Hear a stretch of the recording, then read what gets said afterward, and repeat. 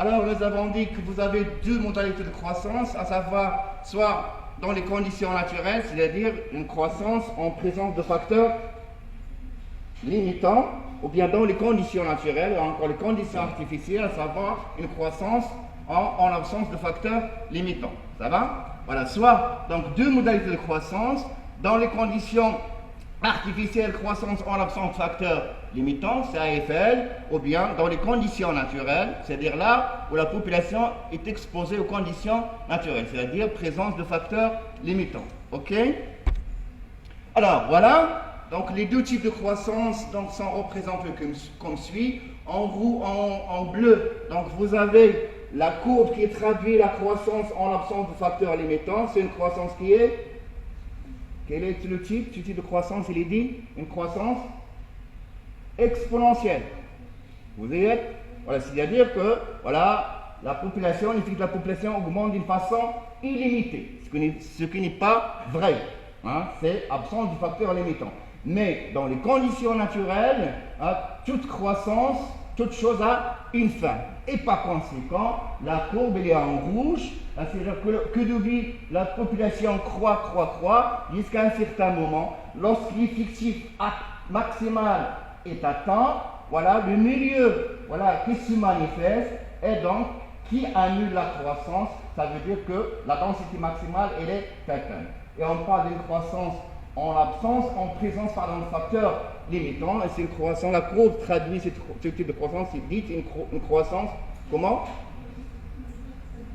Logistique, tout à fait, voilà, logistique, bien courbe en S, bien une courbe sigmoïde, ça va? Donc, rappelez-vous bien, donc, que vous avez deux types de croissance, une croissance exponentielle en absence de facteurs limitants, et une croissance logistique en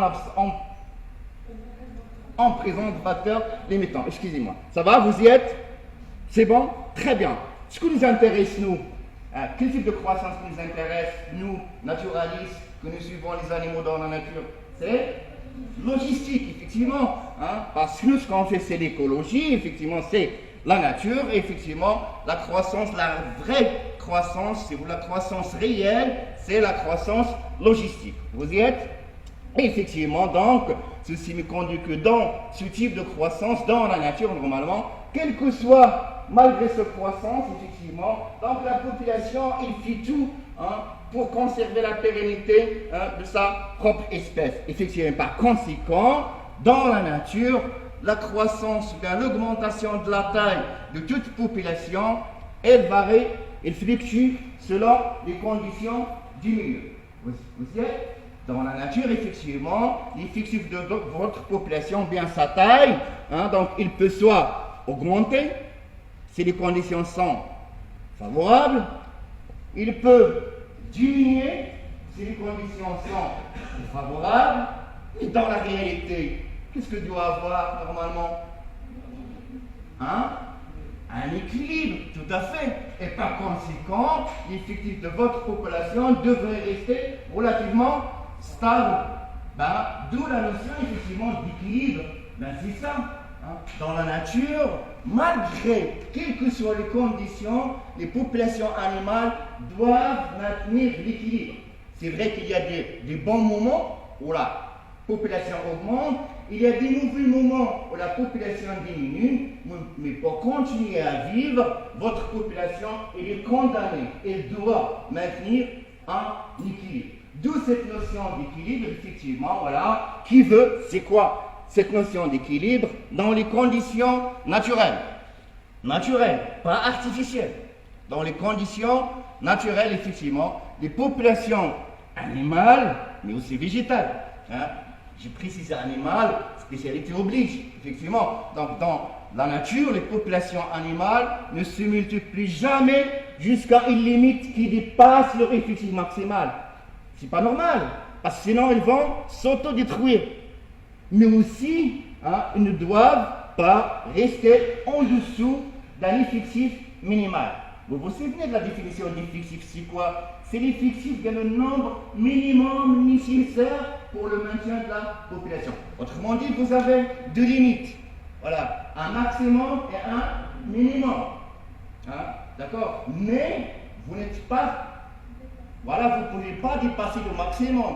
Et vous ne pouvez pas, voilà, se multiplier ou bien rester au-dessous du minimum.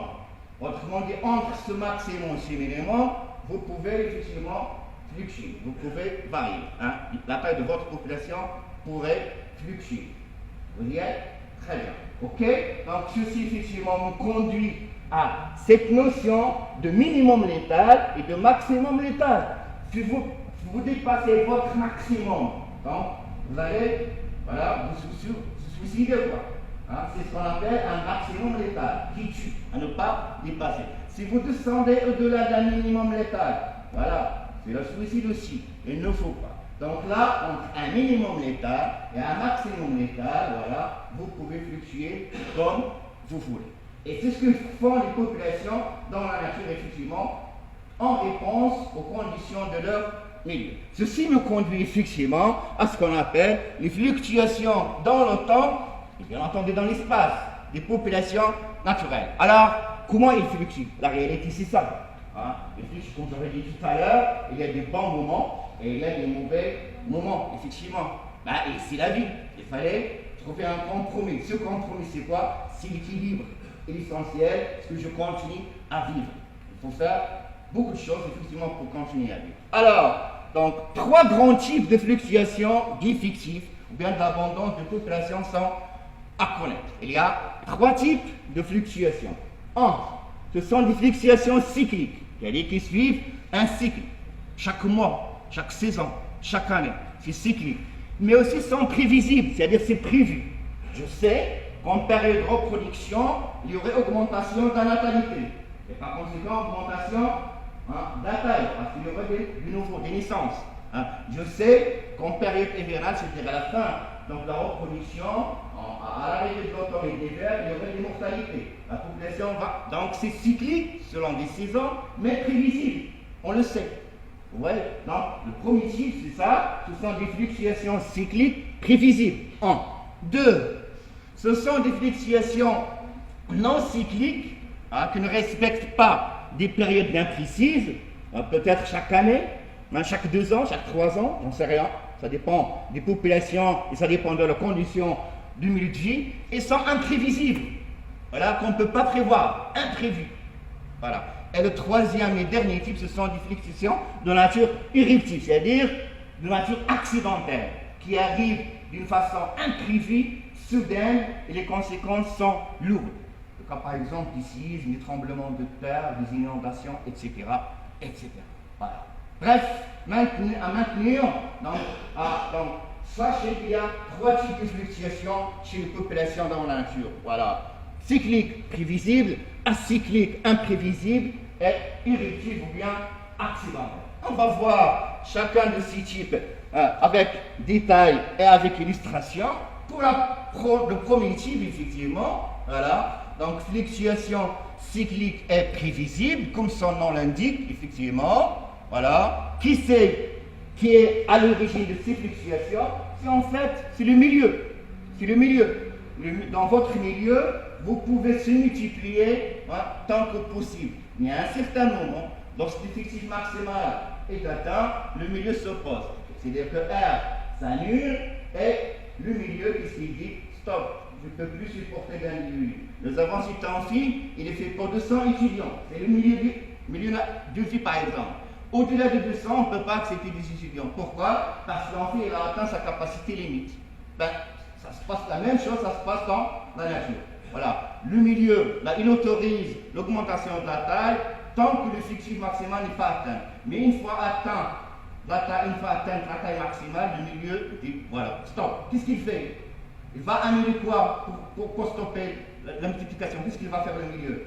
Il va diminuer la natalité, il va augmenter la mortalité. Les flux entrants et les flux sortants sont à l'origine de cet équilibre, effectivement. Ça va? On va revoir ici tout de suite. Voilà. Donc, effectivement, l'effet négatif des facteurs de milieu, c'est-à-dire le surpeuplement. Surpeuplement, c'est-à-dire le dépassement de l'effectif maximal. Le manque de nourriture. S'il y a manque de nourriture, effectivement, on ne va pas se multiplier. Parce que la nourriture ne sera pas suffisante pour tout le monde. Voilà, les maladies, effectivement. Hein, si on est nombreux, plus voilà, on est proche l'un de l'autre, plus il y a transmission. Voilà, la Covid-19 déjà, pourquoi ces barrières, ces gestes barrières, effectivement, c'est pour éviter la contamination. Ben, la même chose, ça se produit dans la nature, effectivement. Voilà, donc, ces effets négatifs, effectivement, lorsqu'ils apparaissent, c'est pas pour rien. Ben, c'est pas négatif en fait, c'est positif, c'est pour le bien de la population. Pourquoi c'est pour le bien? Parce qu'en fait, il va limiter les individus dépasser l'effectif maximal. Et il y aurait élimination, éradication de certains individus, généralement les vieux, les malades, les peu courageux, etc., etc. Donc là, effectivement, la nature, si vous voulez, les conditions naturelles, voilà, il autorise voilà, les populations à mieux fonctionner dans leur milieu naturel. Normalement, voilà. Donc, cette fluctuation cyclique est prévisible, normalement. Comment elle se manifeste? Comme je vous dis tout à l'heure, il y a des bons moments, il y aurait un maximum, un pic. Voilà, c'est la période de reproduction. Bon moment, conditions favorables, printemps-été, allez-y. Nourriture, conditions favorables, vous pouvez se multiplier. Très bien. Donc, un maximum, un pic, effectivement. Mais, après le printemps, l'été, ça arrive quoi? L'automne. Et après, l'hiver. Les conditions défavorables. Donc, seuls les animaux physiquement aptes et bien donc adaptés vont survivre. Les autres vont mourir, vont disparaître. Une chute. Voilà, un minimum. Voilà. Et ça continue.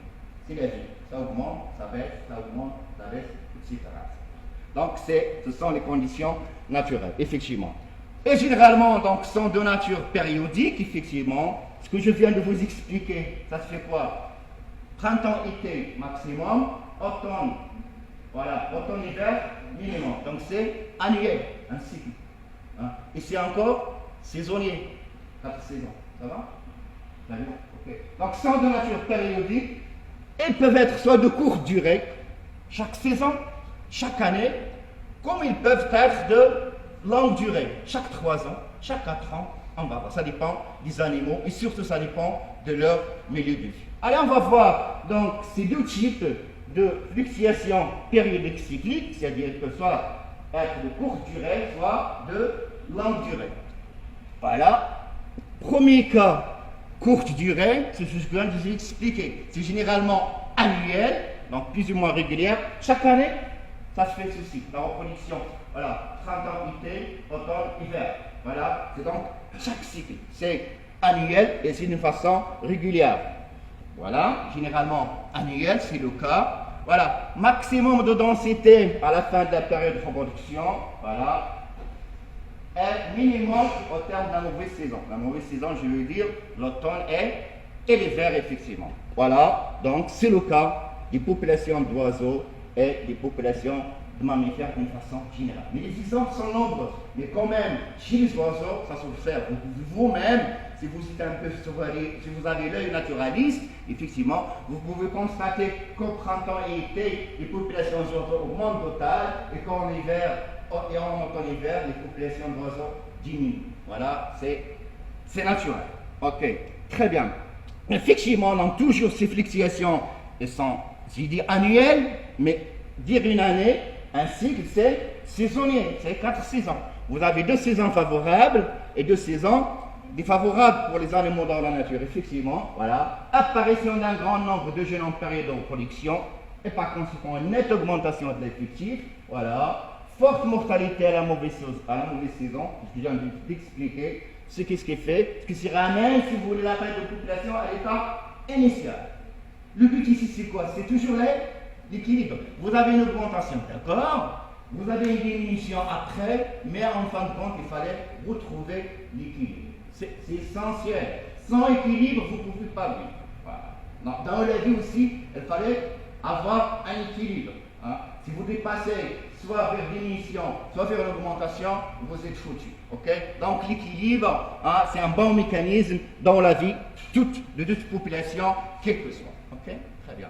Donc la moyenne du nombre d'individus d'une année à l'autre reste sensiblement constante, la moyenne. C'est-à-dire que toujours il devrait y avoir un équilibre. Voilà, très bien. Okay? Voilà donc pour cette fluctuation cyclique sur de courtes périodes. Voilà, annuel, saisonnier. Par contre, le deuxième cas, si vous voulez, fluctuation, donc toujours saisonnière rapidement, c'est le cas des oiseaux, comme je vous ai dit. Voilà, effectivement, là, juste pour illustrer ces fluctuations donc cycliques, périodiques de courte durée, voilà, augmentation en période de reproduction, diminution à la fin, donc la saison de reproduction, l'équilibre. Donc là, c'est juste pour vous montrer ceci, le cas le plus spectaculaire, l'exemple le plus courant dans la nature, c'est le cas chez la vifaune, effectivement, chez les oiseaux. Deuxième cas, voilà, fluctuation périodique, mais cette fois-ci sur de longue durée. Voilà, de longue durée. C'est-à-dire que votre population, elle reste constante, l'effectif reste stable durant plusieurs années. Et les fluctuations et les variations s'observent après, par exemple, chaque 3 ans, par exemple. Chaque 3 ans, il y aurait fluctuation, augmentation. Voilà, il y aurait variation chaque 3 ans. Chaque 4 ans, par exemple. Chaque 3 ans chez les coléoptères, trisannuel.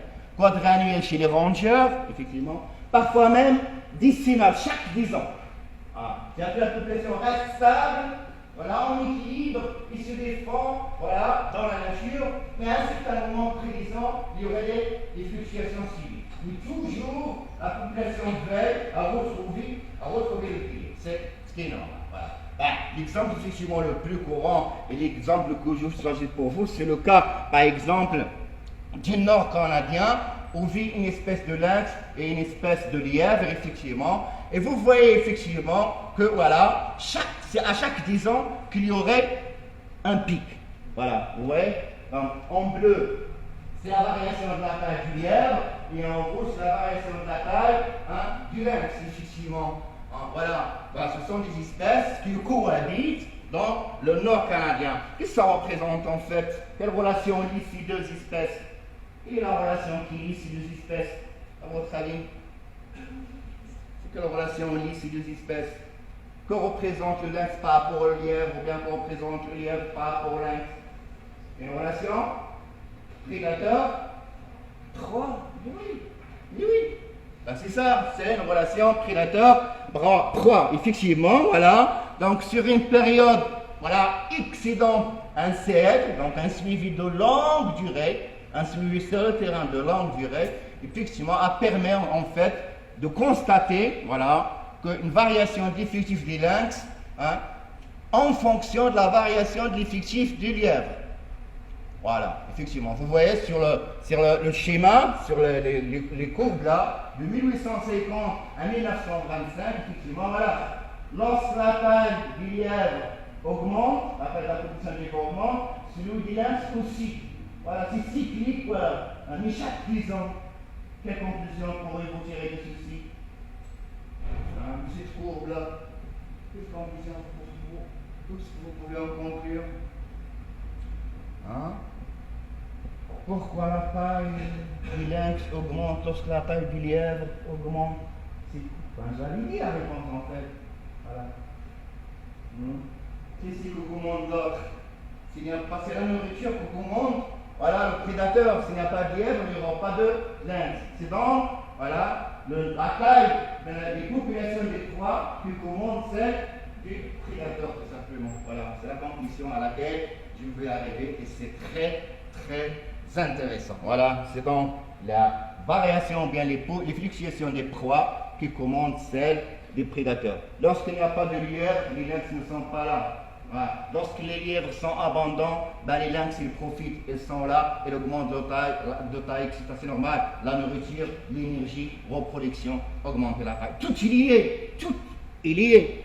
Effectivement. Attention, c'est très intéressant cette liaison entre effectivement facteurs biotiques, abiotiques, etc., etc. Très bien. Ok.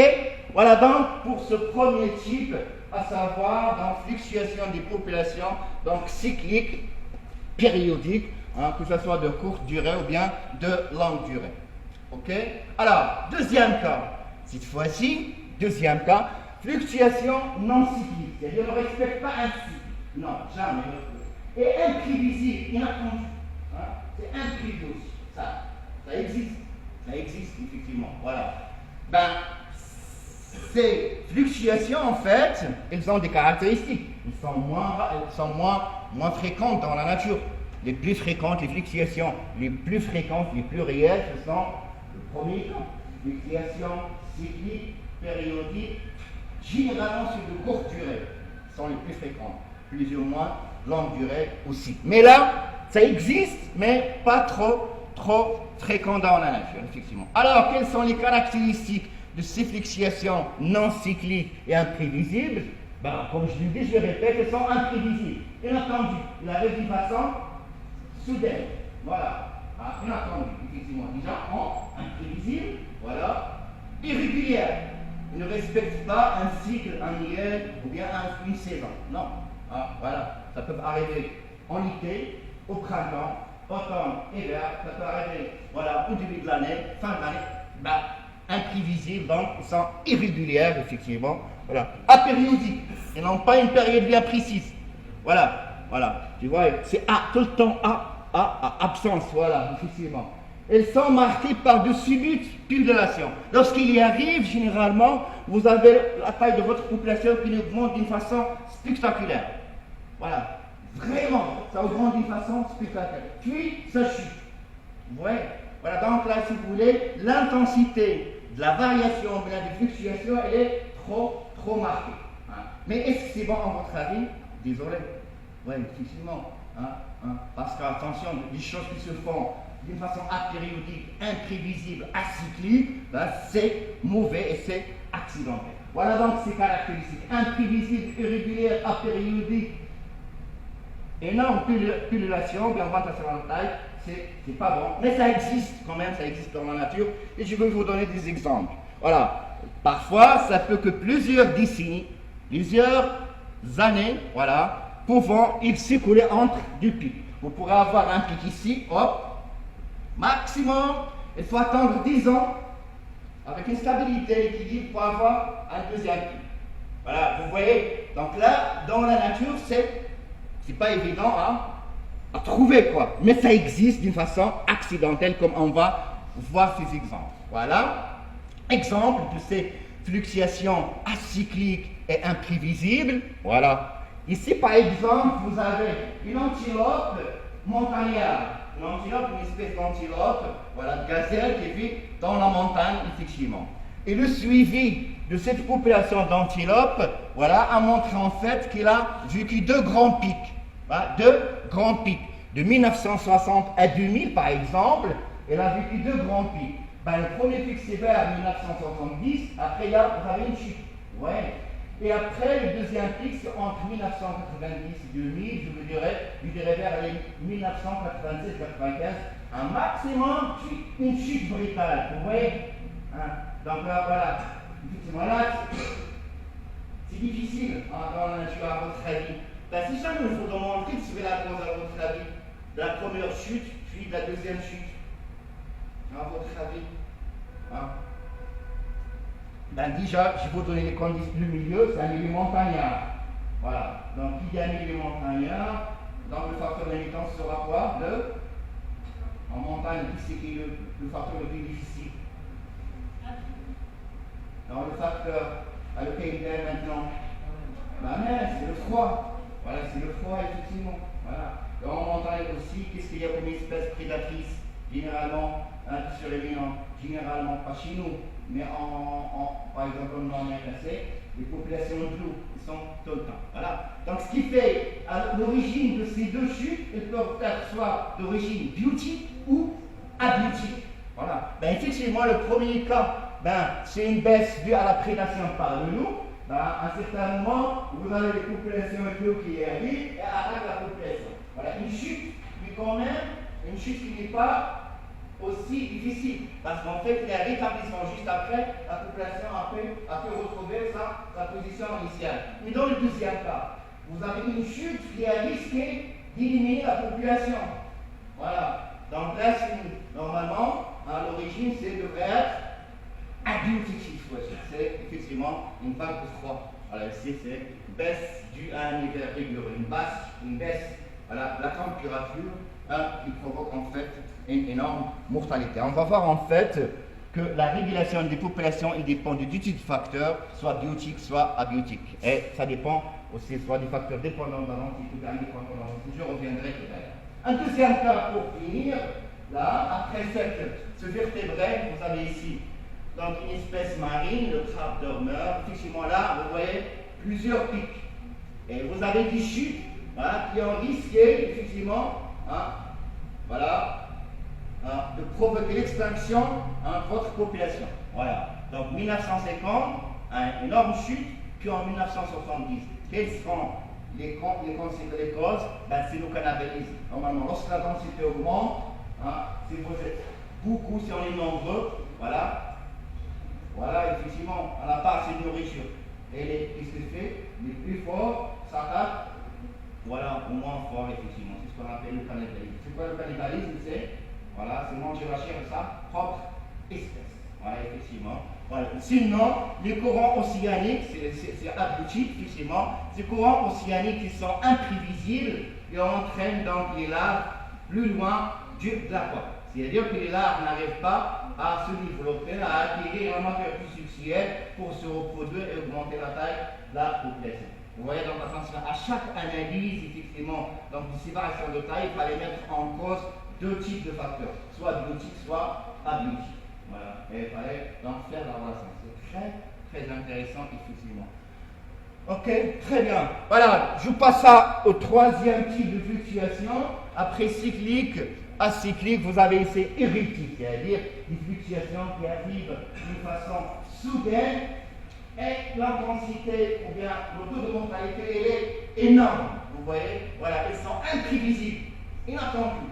Hein? Il fait le beau temps et d'un seul coup, voilà le régal qui arrive, inondation dans la région de l'Ouïka, par exemple.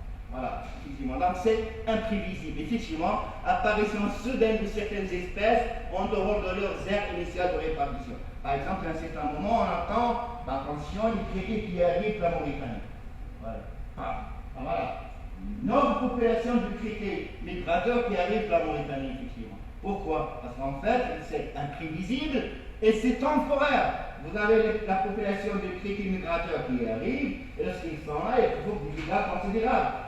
Hein, c'est des ravageurs, effectivement. Hein. Donc les invasions par les criquets migrateurs, du genre Locustan, espèce de Locustan migratoria, effectivement, lorsqu'elles apparaissent, ne sont pas tout le temps là. Non. Mais elles apparaissent lorsque les conditions sont parfois favorables. Par exemple, après une longue sécheresse, par la pluie qui arrive, la stratégie qui se développe, les œufs, voilà, qui éclorent, et les criquets qui se développent, qu'est-ce qu'ils font? Ils envahissent tout ce qui est devant eux. Voilà. Ouais. Donc effectivement, c'est imprévisible temporaire. Ces invasions ou éruptions, effectivement, sont souvent de courte durée. Voilà. Voilà, ça passe, ça ravage tout et ça monte. La Mauritanie, voilà, ça monte vers nous, etc., etc. Puis ils sont occasionnels. Ça n'arrive pas tout le temps.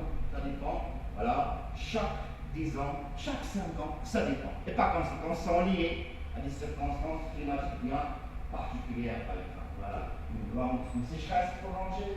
Voilà, un froid, une vague de froid, peu importe, voilà, abondance de nourriture, etc., etc. Voilà, ce sont les 3 caractéristiques de ces fluctuations éruptives, imprévisibles, temporaires et occasionnelles. Voilà, comme je dis, l'exemple le plus frappant, donc c'est le cas des oiseaux, normalement les moines domestiques, effectivement, qui parfois, lorsqu'il y a beaucoup de céréales, par des populations d'oiseaux qui se développent. Voilà, et parfois, ils envahissent, voilà, ils chantent des céréales, effectivement, ils provoquent des dégâts considérables. Le deuxième exemple plus spectaculaire, c'est celui des criquets migrateurs, effectivement, que lorsqu'ils apparaissent par beau temps, par temps pluvieux, effectivement, voilà, les œufs qui éclorent, et la population qui augmente, et les criquets qui envahissent, voilà, là où les conditions sont favorables. Mais ça reste imprévisible, temporaire et occasionnel. Voilà, ça ne dure pas longtemps, hein, c'est quelques semaines, parfois même un mois, et ça passe. Vous voyez? Très bien. Alors, devant ceci, quelles que soient en totalité des fluctuations, l'essentiel, comme j'ai dit tout à l'heure, augmenter d'accord, diminuer d'accord, mais pour maintenir, voilà, la pérennité de l'espèce, il fallait toujours avoir un équilibre. Ben, c'est ce qu'ils font les animaux. Quelles que soient les conditions, que ce soit des conditions favorables, si les conditions sont favorables, ils sont là, ils profitent.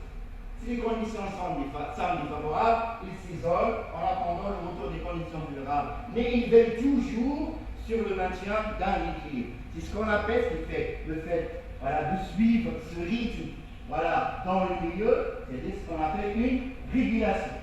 C'est-à-dire une régulation. Je contrôle ma population. C'est ce qu'on appelle la régulation. Et si je régule moi-même, c'est ce qu'on appelle une autorégulation. Voilà. Ben, c'est comme chez nous, effectivement. Chacun a un budget, il doit le gérer, il doit réguler sa situation, il doit contrôler son niveau de vie, sa situation, etc., etc. Et c'est ce qu'ils font aussi les animaux dans la nature, effectivement. Alors, ben, effectivement, vous pouvez augmenter de taille, mais dès que vous atteignez la capacité limite du milieu, voilà le milieu, vous arrêtez. C'est bon, vous pouvez accepter. Effectivement, à l'acquisition d'effectifs de la densité biologiquement supportable, d'effectifs maximal, il y a le milieu s'exprime donc en résistant à vous. Et comment faire? Il résiste, il va stopper votre multiplication, votre augmentation. C'est-à-dire qu'il va agir sur la natalité en la diminuant et sur la mortalité en l'augmentant. Voilà, le but c'est l'équilibre. C'est ce qui fait le milieu, effectivement. Voilà, c'est ce qu'on appelle le mécanisme, c'est la régulation des populations. Pour vous, qu'est-ce la régulation des populations? Voilà, ce sont en fait un ensemble de mécanismes. Voilà, c'est un ensemble de mécanismes par lesquels la taille, bien les effectifs que vous voulez. La taille d'une population, c'est son effectif. Voilà, mécanismes par lesquels les effectifs d'une population sont contrôlés de sorte à ne pas dépasser la capacité limite du milieu. J'ai un milieu de vie, ici l'amphi ne fait pas pour 200 étudiants, on ne peut pas accepter 500. Voilà, pourquoi? Parce que l'amphi ou bien le milieu de vie, il a une capacité libre. Voilà. Qui c'est qui régule? Voilà, c'est l'espace, c'est le milieu. C'est le cas ici, effectivement. Donc, le milieu, voilà, il fait la sorte que la population qui vit, voilà, ne dépasse pas la capacité limite du milieu. Voilà, ou bien la capacité d'accueil du milieu, effectivement. Donc, c'est ce qu'on appelle donc, la régulation des populations. Qui c'est qui la contrôle? Qui c'est qui la conduit? Il est régi par tous les facteurs. Voilà, qui diminue la natalité, qui augmente la mortalité. Voilà. Effectivement, la mort, c'est pas une mauvaise chose, c'est normal. Ça entre dans la régulation des populations. Vous avez vécu à un certain moment, passez la place aux autres. Voilà, et ça passe. C'est normal, ok? Très bien. Alors, qui c'est qui régit, qui contrôle, si vous voulez, cette régulation? Ben, ce sont les deux principaux types de facteurs, à savoir les facteurs abiotiques ou bien les facteurs biotiques, tout simplement. Là, voilà. Dans ce cas, comment les facteurs abiotiques et biotiques interviennent? Dans le premier cas, les facteurs abiotiques, leur action, elle est indépendante de votre densité. Un facteur abiotique, par exemple un tremblement de terre, un séisme, une inondation, tsunami, est-ce qu'il va considérer votre densité, votre nombre? Quel que soit votre nombre, si l'accident a lieu, la mortalité sera énorme. Donc, elle est indépendante de la densité. Mettez dans la tête désormais dorénavant que l'action des facteurs abiotiques est indépendante de la densité. C'est-à-dire que leur action est indépendante, ne considère pas, ne tient pas compte de votre densité. Quelle que soit votre densité, les conséquences seront énormes. Voilà, effectivement. Voilà, c'est ce qu'on appelle facteur indépendant de la densité. Voilà. Heureusement, merci Dieu, c'est rare dans la nature. Ce sont à l'origine des fluctuations irrégulières généralement, voilà, et parfois acidiques. Mais ce qui est très fréquent dans la nature, c'est l'action des facteurs biotiques. Et dans ce cas, ces facteurs biotiques, comment ils agissent? Ils agissent en fonction de votre densité. C'est votre densité correspond à la capacité du milieu sans problème. Mais dès que vous voulez dépasser le maximum ou bien descendre au-deçà du minimum, le milieu intervient. Donc c'est dépendant de votre densité, de votre effectif. Et par conséquent, leurs actions sont dépendantes de la densité, voilà, et sont donc intrinsèques à la population. Voilà. C'est nous, c'est les individus, c'est la population elle-même qui doit agir. C'est l'interaction entre la population et son milieu qui doit contrôler tout ça. Autrement dit, la régulation la plus fréquente dans la nature et la plus réaliste, c'est voilà, l'action du facteur biologique. Voilà. Donc l'action est fonction de la densité bien de la taille de votre population. Vous y êtes? Rapidement, pour illustrer ici, voilà des exemples. Par exemple, voilà, dans le cas du facteur, donc du phi, du facteur indépendant de la densité, exemple ici facteur, on a discuté des exemples tout à l'heure, voilà, ça peut être des facteurs qui contrôlent la taille d'une population, et donc, si vous voulez, l'action, elle s'exerce avec la même intensité. Quel que soit votre effectif, votre densité, vous ne pouvez rien faire devant un accident du genre. Voilà, voilà. Quelle que soit la densité de cette population, le taux de mortalité est déterminé par qui c'est qui détermine, voilà, l'importance ou bien la densité de l'intensité de l'événement, c'est en fait 100 degrés, voilà, de réalisation. Est-ce que le séisme est énorme ou pas? Est-ce que l'inondation est énorme ou pas, etc., etc. Voilà. Climat, maladie. Ben, nous sommes le cas quand on est vivant, la Covid, c'est un exemple, effectivement. Voilà. Est-ce qu'il dépend de notre densité? Là, par contre, là, il dépend plutôt, voilà, des gestes barrières pour nous. Par exemple, imaginez les animaux dans la nature, effectivement. Voilà. Changement saisonnier, incendie, ouragan, voilà, tout ça, c'est irritif, c'est énorme, effectivement. Facteur catastrophique de façon générale, une vague de froid, une vague de sécheresse, inondation, séisme, problème. Voilà, là, ce sont des actions, des phénomènes plutôt, des événements dont l'action elle est indépendante de la densité. Voilà. Mais merci Dieu, encore une fois, ça arrive rarement dans la nature. Le cas le plus fréquent et sur lequel on doit insister, effectivement, c'est le cas, effectivement, des facteurs dépendants de la densité, à savoir les facteurs biotiques, effectivement. Voilà. Un facteur, effectivement, qui contrôle, voilà, les fluctuations dans le temps et dans l'espace de votre population, voilà. Et donc, l'effet s'amplifie avec quoi? Tant qu'il y a équilibre, ça va. Tout se passe très bien. Mais au-delà, la maximum, au-delà du minimum, il fallait faire quelque chose. Effectivement, c'est le cas. L'augmentation d'effectifs de cette population, effectivement, voilà, elle fonctionne de quoi? Voilà, facteur biotique. Voilà, et comment faire? Si jamais vous dépassez le maximum, comment interagir? Comment réagir? Il fallait diminuer l'effectif. Il fallait donc laisser ou bien maintenir l'effectif à l'état, voilà, d'équilibre, effectivement. Il fallait jouer donc sur plusieurs choses, soit compétition, prédation, ce que vous voulez, effectivement, voilà. Action sur la population dépend de ses effectifs. Voilà. Encore une fois, le minimum, le maximum, entre les deux, sans problème. Mais au-delà, c'est tout. Lorsqu'on est plus nombreux, voilà, il y a intervention du milieu. Donc la disponibilité de nourriture, voilà, si on est très nombreux, voilà, la nourriture ne sera pas suffisante. Si on est très nombreux, normalement, voilà, la prédation. Si on est très nombreux, la compétition. Si on est très nombreux et très rapprochés l'un de l'autre, voilà, la transmission des maladies, ce que vous voulez. Voilà, donc là, effectivement, permettent, voilà, ces facteurs biotiques, dont l'effet, les fonctions d'effectifs de votre population, ils permettent d'ajuster, voilà, de maintenir l'équilibre, voilà, d'ajuster effectivement les effectifs des populations à la capacité limite. C'est en fait l'effet pour 200, on accepte 200, mais pas plus. Voilà, ouais, voilà, effectivement, donc ces facteurs biotiques, leur effet, voilà, est la fonction de votre densité. Tant que la densité est dans l'équilibre, sans problème. Mais dès que vous voulez dépasser l'effectif, le milieu doit faire quelque chose. Il doit intervenir. Comment? Différentes manières. Voilà, effectivement. Mais ces manières, c'est quoi la cible? C'est diminuer la natalité et augmenter la mortalité, soit par le parasitisme, les maladies, ce que vous voulez. Ça va?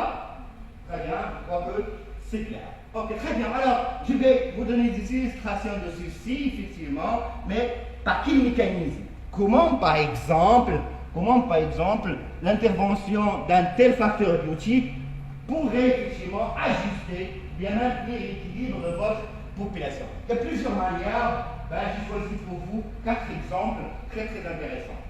Voilà.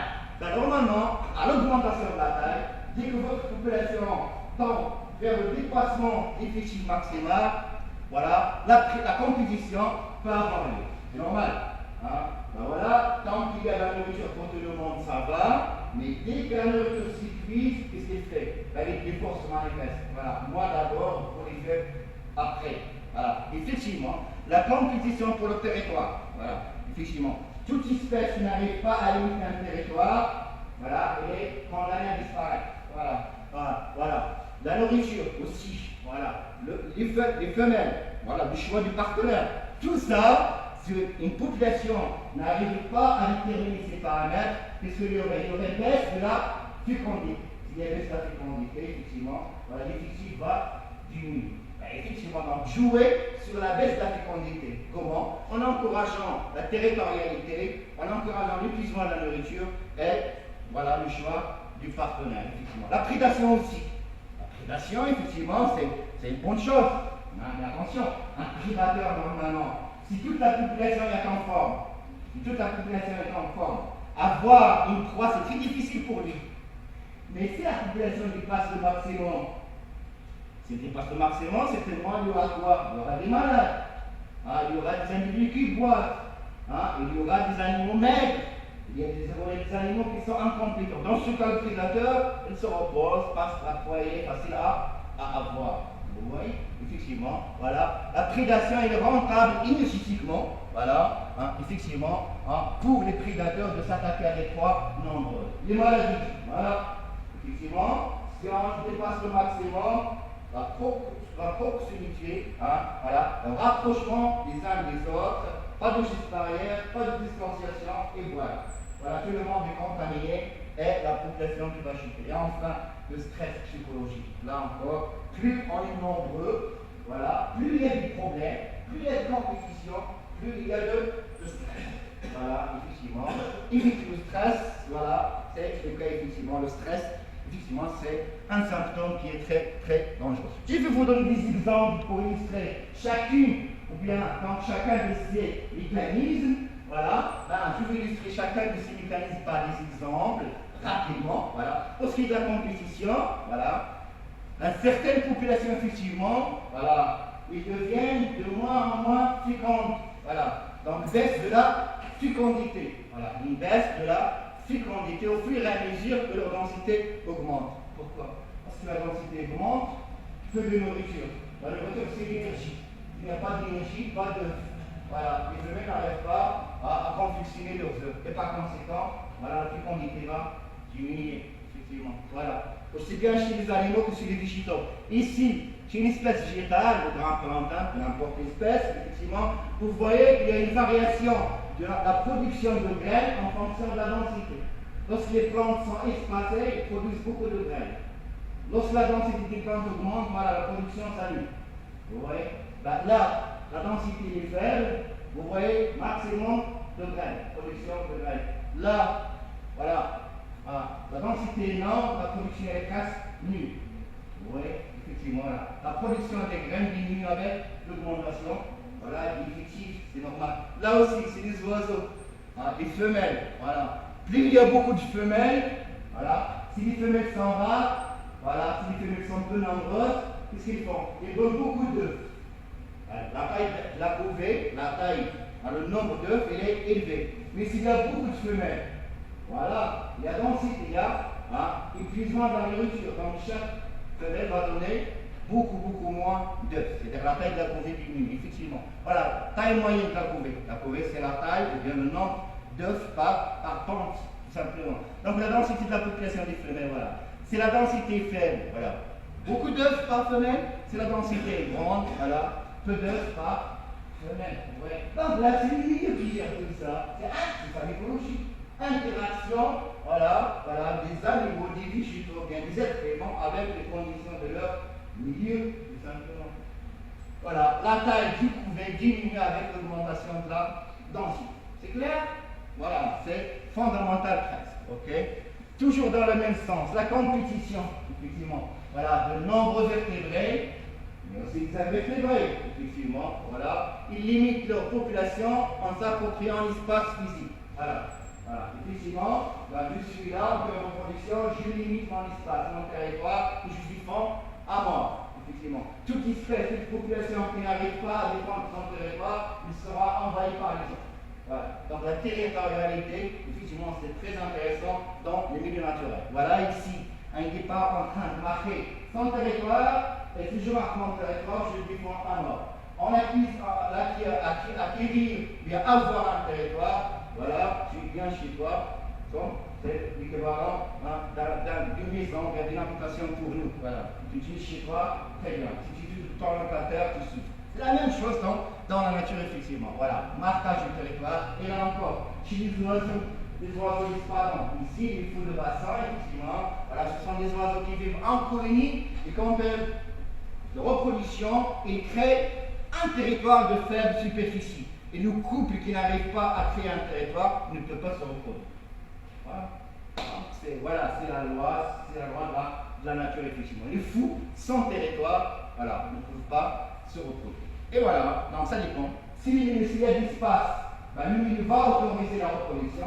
S'il n'y a pas, le milieu va limiter l'espace et donc limiter la reproduction. Voilà.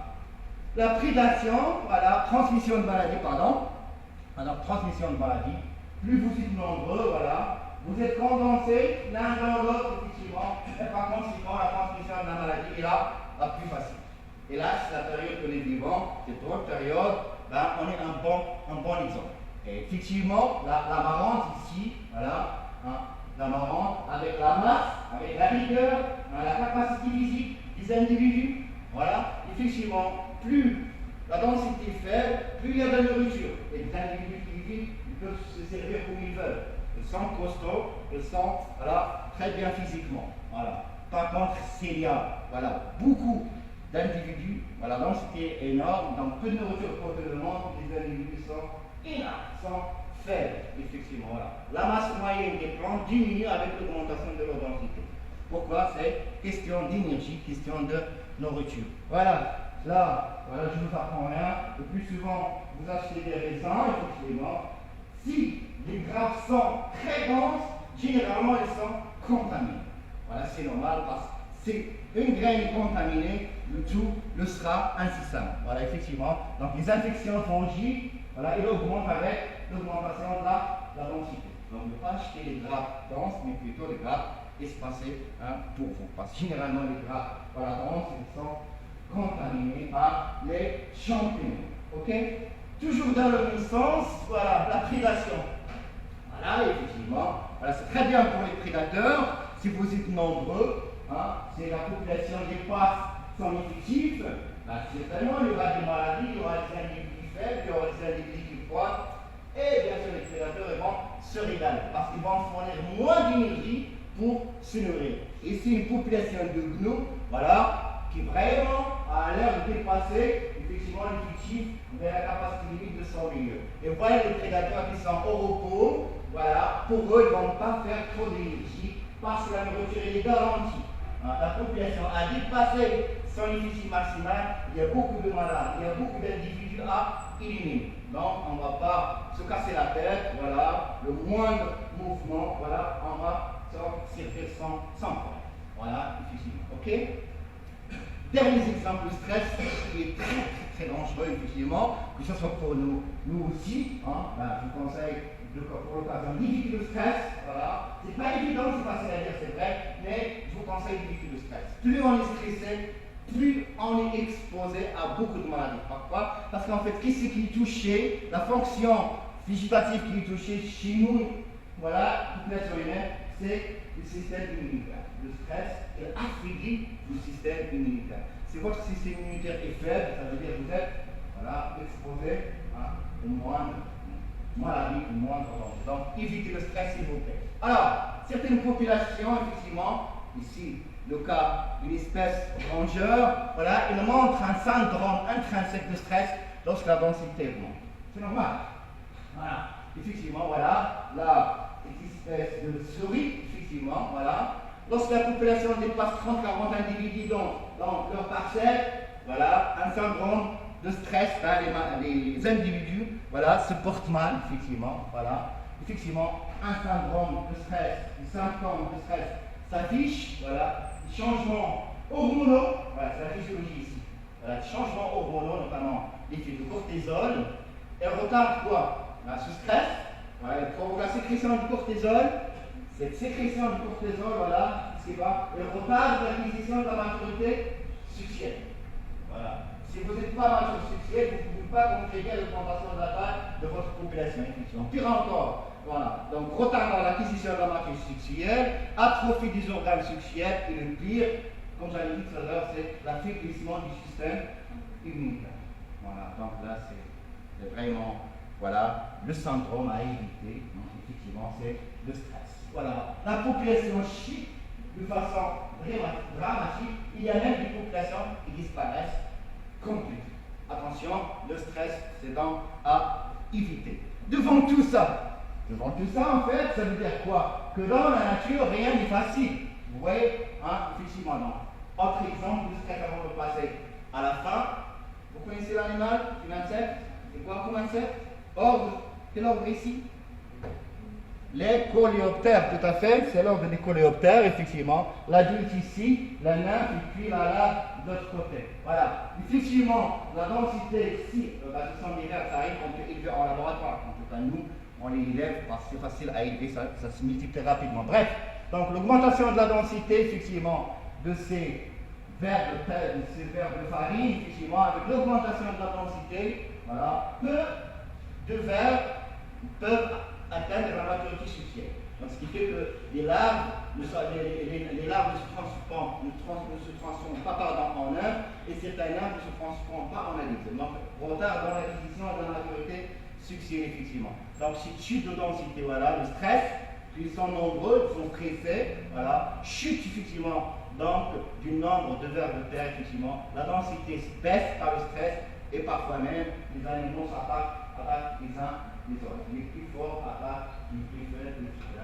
Ouais, donc bref, il faut éviter donc le stress, c'est vrai, il faut éviter la densité. Plus on est nombreux, plus on est effectivement exposé. Dans l'exemple qu'on vit, et là, je répète encore une fois, c'est un très bon exemple. Mais, malgré tout ça, dans la nature, quelles que soient ces conditions, les animaux, ils sont là. Ils doivent continuer à vivre.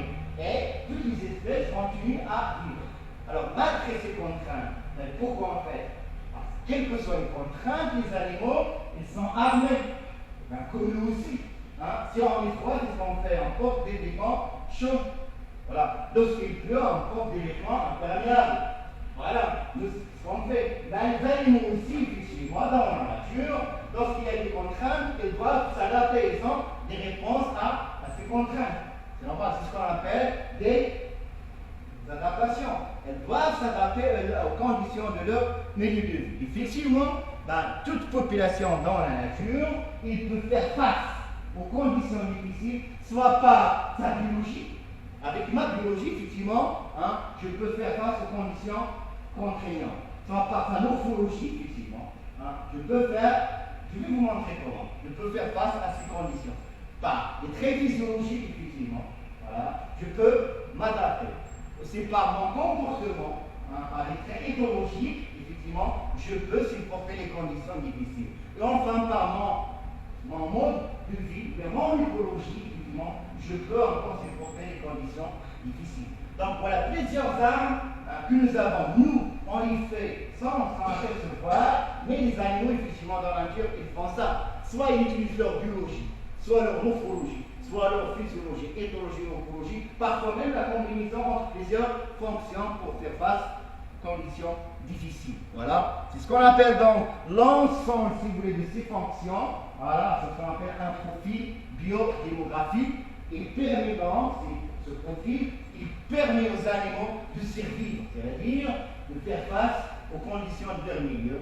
Voilà. Comment ça? Par ces armes, les animaux arrivent à maintenir, à se nourrir. Parce qu'il faut se nourrir quand même. Parce que la nourriture, c'est l'énergie.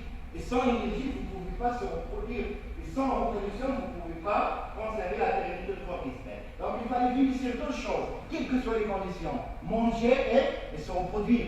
Dans la nature, toute population qui n'arrive pas à se nourrir et donc à générer de l'énergie, ne peut pas se reproduire, par conséquent, ne peut pas conserver la continuité de sa propre espèce. Effectivement, assurer la croissance de la population.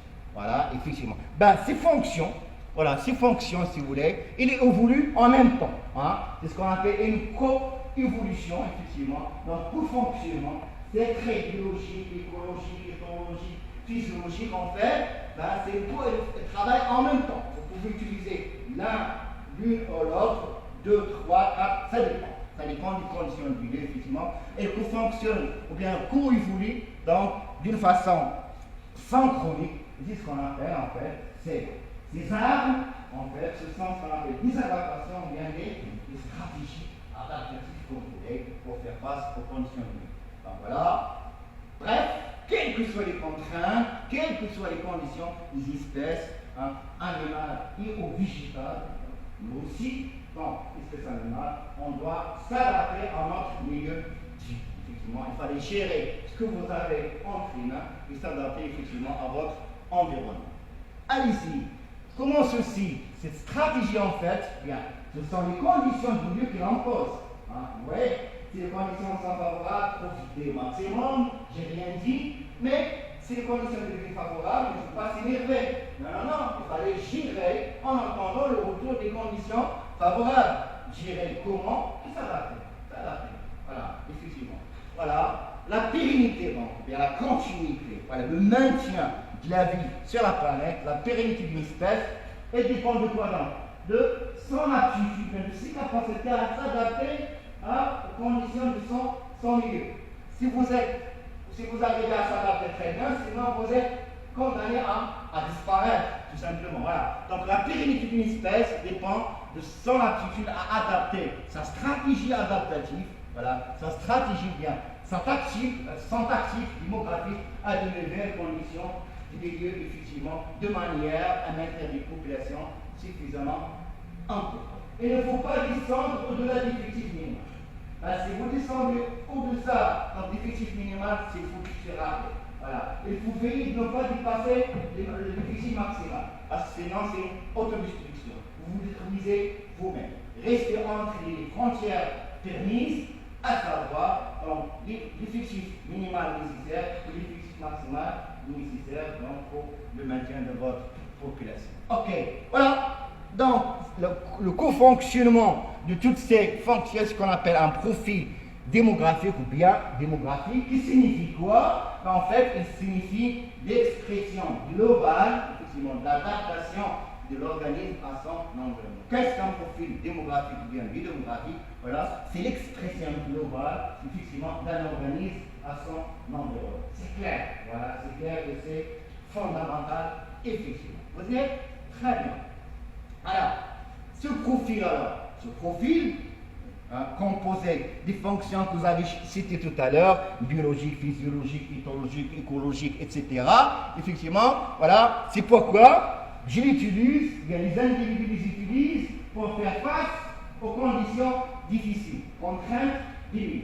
Et quelles que soient les contraintes, vous êtes obligé de chercher à se nourrir. Donc il faut avoir une stratégie de la sorte à se nourrir.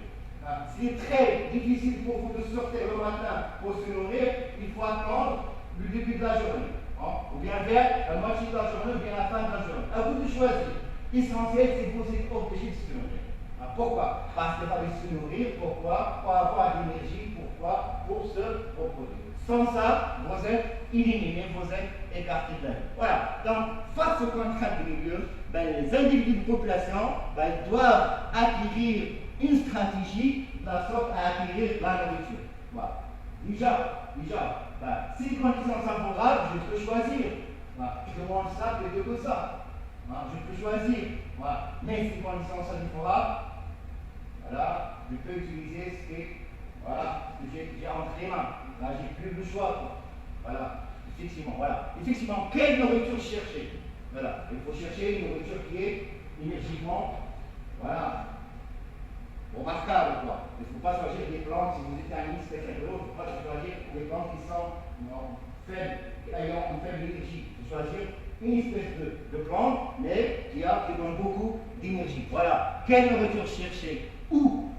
pour la chercher, effectivement. Voilà. Donc l'espace, dans l'espace, avec peu de prédateurs, effectivement, avec peu de dangers, effectivement. Quand est-ce le matin, le soir, la nuit, ça dépend. Ben, si je suis nocturne, si j'active la nuit, ben, si je n'arrive pas à voir la nourriture la nuit, je peux sortir, je peux m'efforcer, m'obliger à sortir le jour. Et inversement. Vous voyez qu'on n'a plus de choix. Voilà, et c'est ça, c'est la vie. Hein. Il faut faire de la sorte à continuer à vivre. Voilà. Comment l'avoir, comment procurer la nourriture.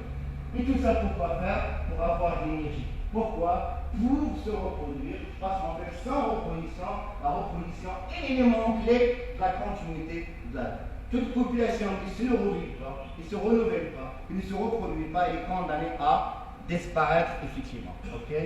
Très bien. Alors, effort de reproduction, il faut de l'énergie, effectivement, pour se reproduire. Parce qu'en fait, la reproduction, c'est vraiment de l'énergie. Et il faut faire ceci avec le moindre effort. Voilà. C'est ça vraiment ça va faire. Voilà. Il faut continuer à vivre, autrement dit, quelles que soient les conditions. Voilà. Donc là, vous n'en avez pas le choix. Voilà. L'ensemble de ces deux, et ces stratégies convergent quoi? Trouver une solution d'équilibre, un compromis entre ce que vous avez entre les mains et la continuité de votre vie. Voilà. Il fallait trouver un compromis. Si vous êtes carnassier, s'il n'y a pas de viande une semaine, c'est pas grave. Voilà. Si vous êtes végétarien et si vous êtes obligé de manger de la viande, c'est pas grave. Voilà. Il faut être souple. Si vous êtes rigide, tout ce qui est rigide, ça se casse. Si vous êtes souple, vous êtes là, c'est très bien. Et dans la vie, effectivement, il faut être souple. Effectivement, pour éviter de se casser. Parce que toute chose rigide finira par se casser. Effectivement. Alors, le grand souci, trouver un compromis entre la nourriture et donc l'énergie et la reproduction, dans ce sens, vous traitez l'histoire. À vous de choisir, en fonction des conditions du milieu, à vous de choisir entre deux choses qu'on va voir rapidement. Voilà. Effectivement, pour faire ceci, dans l'équation, si vous suivez bien dans l'équation, donc de Verhulst qui traduit la croissance logistique des populations, vous vous souvenez? La courbe sigmoïde. Voilà, comme ça. Voilà, là vous avez le temps, vous avez l'effectif, votre courbe sigmoïde au début est exponentielle à l'acquisition de la capacité limite du milieu haut. Voilà, effectivement, ça correspond à quoi ici? Ça correspond à K, la capacité limite, et ça correspond à quoi? À l'effectif maximal, la DBS. C'est ça? Comment c'est typologiquement c'est pour ça? C'est ça? C'est la courbe sigmoïde, c'est le type, c'est la croissance, la modalité de croissance la plus fréquente dans la nature. Et vous vous souvenez dans l'équation de croissance logistique, donc c'est traduit par cette courbe, effectivement. Voilà. Dans cette équation, le taux de croissement R il est inversement proportionnel à l'effectif. Vous voyez? Voilà. La croissance augmente, le taux de croissance augmente, mais avec l'effectif, lorsque l'effectif atteint un maximum, qu'est-ce que ça se passe? La croissance s'arrête. Donc c'est R, le taux de croissance, il est inversement proportionnel, effectivement, donc à l'effectif N. C'est normal. R égale à 0, ça veut dire quoi? N égale à 4. N, c'est l'effectif maximal, et là, c'est la capacité limite de votre milieu. Ok? Tout à fait. Donc R, c'est quoi? En fait, R, c'est ça. R est la pente correspondant au taux de croissance de la population. C'est ça R. C'est ça R, c'est la pente ici. C'est ça R. Oui, c'est la croissance, effectivement. Voilà. K, c'est quoi? C'est la symptôme de la courbe ici. Voilà. K, c'est ça. Elle traduit quoi? La capacité limite du milieu. Vous voyez? Donc, effectivement, R égale à 0. R ici, ça y est, plus de croissance. Alors, elle ne compte plus. Pourquoi? Parce que l'effectif maximal est atteint et la capacité limite est atteinte. Ok? Cette DBS, cette densité biologiquement supportable, correspond effectivement à la capacité limite du milieu de la croissance sanguine. Elle égale à 0, effectivement. Très bien. Alors, sur la base de ces observations, c'est-à-dire c'est le taux de croissance qui croît inversement de façon inverse à l'effectif, effectivement, voilà. Marc Arthur et Wilson, c'est depuis donc, les années 60, ont suggéré que la sélection naturelle, en fait, dans la nature, effectivement, voilà, donc cette sélection elle exerce par deux types de populations. Une population, ils sont sur deux grands types de populations selon le type de sélection. Une sélection R, c'est-à-dire les populations qui favorisent la croissance. Voilà. Dès que les conditions sont favorables, elles vont s'accroître le plus rapidement possible avant que les conditions soient défavorables. Voilà, ils favorisent la croissance. Ou bien, les populations, voilà, qui vont favoriser le milieu. C'est-à-dire qu'ils vont gérer les conditions de leur milieu. C'est-à-dire qu'ils vont gérer la capacité limite de leur milieu. Et par conséquent, deux types de stratégies, à savoir le taux de croissance R, la capacité limite du milieu K, et par conséquent, la stratégie R, vous choisissez votre stratégie adaptative ou bien tactique, soit la stratégie R, donc favoriser la croissance, ou bien stratégie K, gérer les conditions que vous avez entre les mains dans votre milieu naturel. Alors, et par conséquent, donc, vous avez deux types de populations à connaître désormais. Soit les populations à stratégie R, qui favorisent la croissance, je vous dis pourquoi, soit les populations à stratégie K. Alors, ceci nous conduit à ce qui suit. Quelles sont en fait les caractéristiques de chaque population? Autrement dit, quelles sont les caractéristiques des populations qui optent pour R et quelles sont les caractéristiques des populations qui optent pour K? Les voici. Alors, pour ce qui est de R, si vous êtes une population à stratégie R, alors voilà ce que vous avez à faire.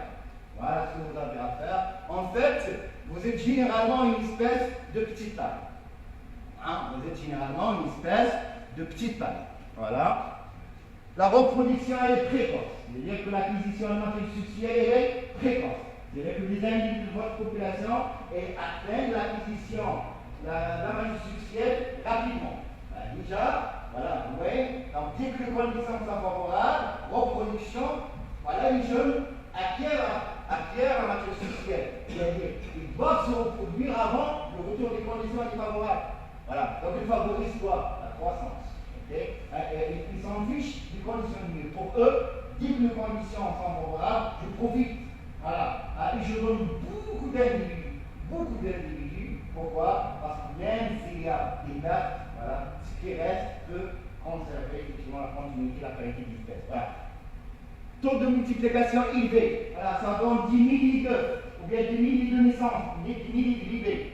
Voilà. Je donne un exemple, par exemple, les crustacés, les amphibiens. Vous connaissez tous ces amphibiens. Voilà, les grenouilles. Effectivement, dès qu'il y a l'eau, les amphibiens sont là. Ils se reproduisent, voilà, et les femelles donnent 10 milliers d'œufs. 10 milliers, pas des centaines, 10 milliers d'œufs. Pourquoi? Parce qu'en fait, ce sont des espèces aquatiques. Ils vivent dans l'eau. L'eau est indispensable à la reproduction et au développement des œufs et des larves. Et après, c'est la vie terrestre, ce sont des amphibies. Mais dès qu'il y a de l'eau, c'est conditions favorables. Indépendamment de la saison, que ce soit l'hiver ou le printemps, pour moi, l'eau, c'est le facteur limitant. Donc, dès qu'il y a de l'eau, je suis là, j'en profite. Par exemple, dans le Chili, à côté, dans la région ici, voilà, il y a des écosystèmes qui sont temporaires. S'il y a de la pluie, les tailles se remplissent, les embryons se multiplient. Mais est-ce qu'il reste en autre temps? Voilà. Maintenant, ok, dès février-mars, voilà, la chaleur qui monte, l'évaporation. Donc, ce qui fait que les amphibiens sont obligés de faire tout, d'accomplir leur cycle avant la viabilité. Voilà. Donc, ils ne vont pas gérer le milieu. Qu'est-ce qu'ils vont gérer? La croissance. Voilà. Ils doivent se multiplier avant l'arrivée de conditions difficiles. Et voilà, s'ils veulent gérer ce cycle, voilà ce qu'ils vont faire. Voilà. Et donc, donner beaucoup d'œufs. Il faut que les guitares et après les jeunes métamorphosés acquièrent la matière sexuelle le plus tôt possible, le plus rapidement possible. Voilà, forte fécondité, 10 milliers d'œufs, 10 milliers de bébés, effectivement, voilà. Descendance à faible espérance de vie, c'est normal. Les tétards, voilà, ne vivent pas trop. Voilà. C'est la métamorphosée, ok, seulement avec la vie sexuelle, ils vont disparaître. Voilà. Bref. Maximisation de R. Voilà, qu'est-ce qu'il favorise? R. Voilà, il maximise R. Il doit se multiplier tant que possible avant que les conditions favorables disparaissent. Qualifie l'espèce opportuniste. Ce sont les espèces opportunistes et qui profitent des conditions favorables. Au-delà, ils sont éliminés, ils ne peuvent pas vivre. Voilà, ce sont des espèces qualifiées d'espèces qui vivent dans les milieux peu favorable, effectivement, c'est le cas, disons, c'est bien dans la région des House, Marrakech, effectivement. Voilà, si on, sur la base donc, de la courbe de survie, de la courbe de croissance, par cette courbe logistique, qu'est-ce qu'elle favorise? Elles sont là, disons, c'est bien, elles sont là, voilà, elles favorisent la croissance. Ils n'attendent pas l'arrivée de la capacité du milieu, parce qu'ils n'auront pas le temps. Hein, vous voyez, c'est attendre que le milieu soit, que la capacité soit atteinte, ils n'arriveront pas. L'eau va déjà disparaître avec l'arrivée des conditions estivales, avec l'arrivée de l'été. Donc ils sont là, ils doivent favoriser la croissance. Ça va? Voilà donc pour les populations de type R, ou bien la stratégie R. Ils favorisent la croissance, ce sont des opportunistes et qui profitent donc de moins de conditions favorables. Par opposition à ces espèces de type R, vous avez amphibiens, crustacés comme exemple, effectivement. Par opposition aux espèces de type R, vous avez les espèces de type K. Cette fois-ci, les espèces ils vont gérer, voilà, ils vont gérer les conditions de leur milieu, quel que soit. Voilà, ils vont arriver à ce que la capacité limite du milieu soit atteinte. C'est l'opposé de R. C'est l'opposé de R. Cette fois-ci, ils vont maximiser ou bien favoriser la capacité limite de leur milieu. Ce sont généralement les espèces de montagne, généralement. La tortue ouest, normalement, à laquelle normalement on devrait vous faire un TP. Et là, dans la nature, c'est une espèce de type K. La reproduction tardive. Ils prennent leur temps, d'acquérir un petit succès. Pourquoi? Parce qu'ils n'ont pas de contraintes. Voilà. Le milieu, ils gèrent le milieu, effectivement. Voilà. Donc, reproduction tardive, qui dit reproduction tardive, donc acquisition d'un succès d'une façon tardive aussi. Faible fécondité. Quelques œufs, quelques bébés. Pas des milliers. Non. Pas des milliers. Quelques jeunes, quelques bébés. C'est le cas de l'homme. Dans son cas, effectivement, vous êtes une population à stratégie K, effectivement. Voilà. Espérance de vie importante. Voilà. Plusieurs années. La durée de vie, l'espérance est assez longue. Le cas de l'homme, par exemple, le cas de la tortue, ça se dépasse 100 ans, par exemple, etc. C'est une longue durée de vie, tout à fait. Exploitation efficace des ressources. Voilà. Voilà, je vis avec ce que j'ai. Je m'adapte à mon budget, à mes capacités budgétaires. Voilà, effectivement, je gère les milieux. Si je suis carnassier, pas de viande, je peux être herbivore, je peux m'attaquer à des végétaux, etc., etc. Si je suis nocturne, je peux changer mon mode de vie, devenir dur, en attendant le retour des conditions favorables. Il faut gérer ce que vous avez entre les mains, effectivement. Voilà, maximisation de cas. Je suis là, effectivement, qualifié d'espèce spécialiste, et je suis là. Effectivement, voilà, stratégica, ils sont là. Ils arrivent à ce niveau. Ils maximisent cas. Avec ce qu'ils ont entre les mains, voilà, ils se débrouillent de la sorte à dépasser les contraintes de leur vie. Voilà, effectivement. C'est la vie, effectivement, pour nous aussi, nous sommes bien dedans. Effectivement, voilà, effectivement, dans le projet de stratégique, grand mammifère, beaucoup d'espèces de reptiles, effectivement, sont de stratégie K, effectivement. Voilà, pour résumer ceci, pour résumer tout ça, je vous ai prévu effectivement ce tableau. Voilà, vous l'avez donc sur la plateforme. Dans ce tableau, en fait, je vous le laisse comme un exercice, un type de. C'est très intéressant parce qu'en fait, il regroupe tout. Si vous êtes arrivé à comprendre ce tableau et à le synthétiser, ça m'étonne que vous aurez un problème en dynamique de population. Ça, sincèrement, ça résume tout. Donc là, vous avez le facteur en question, parce qu'en fait, la dynamique elle dépend des conditions du milieu.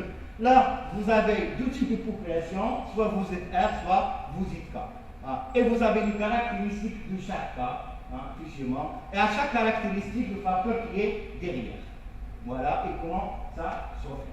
Voilà, effectivement. Donc, je vous laisse effectivement. Donc, si vous voulez commenter et bien consulter, bien entendu, ce tableau. Si jamais vous avez un problème, normalement, n'hésitez pas à me contacter. D'ailleurs, vous avez dit à toutes les autres sections, si vous estimez nécessaire qu'on fasse une séance de révision à distance, normalement, on peut, via Google Meet ou via Zoom, effectivement. C'est pourquoi, d'ailleurs, j'avais demandé de vous communiquer sous adresse mail pour que vous voyez le lien. Restez en contact. Donc, si vous avez un problème, n'hésitez pas à me contacter. Simplement, vous m'avez mon adresse. Voilà, simani.ika.ac.ma. Voilà, c'est intéressant qu'on fasse une session à distance. Voilà, vous me dites et on se donne rendez-vous. Ok? Très bien. Alors, en conclusion, donc, ce cours de dynamique de population, c'est la dernière séance.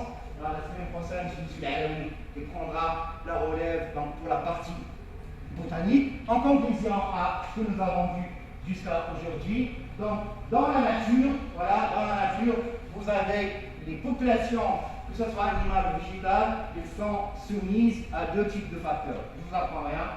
Abiotique et biotique, là je vous apprends rien. Alors, ce sont ces deux types de facteurs qui conditionnent effectivement la vie sur Terre. La vie sur Terre, c'est quoi? C'est ce qu'on appelle la biodiversité.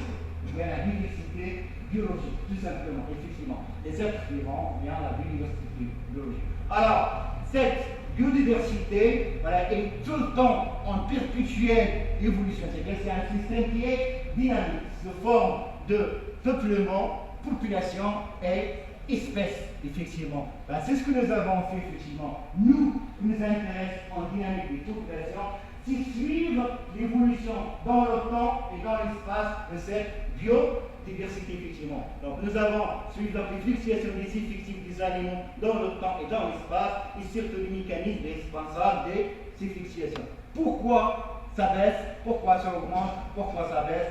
Et enfin, la cible, c'est l'équilibre, effectivement. Voilà, c'est ce qu'on appelle la dynamique des populations. C'est quoi la dynamique des populations? Voilà, c'est le suivi de l'évolution dans le temps et dans l'espace des populations animales ou végétales, tout simplement. Mais derrière ce mot, il y a beaucoup de choses voilà, à voir. Nous avons effectivement, nous avons donc pour ceci, nous avons donc voilà, aborder, étudier les fichiers des populations, la densité, la natalité, la mortalité, autrement dit les facteurs. Voilà, les paramètres de flou, bien les paramètres, donc les variables de flou, les variables d'état, les variables démographiques. Nous avons vu toutes les deux types de variables. Donc effectif, densité, natalité, mortalité, structure d'âge, etc. Pourquoi tout ça?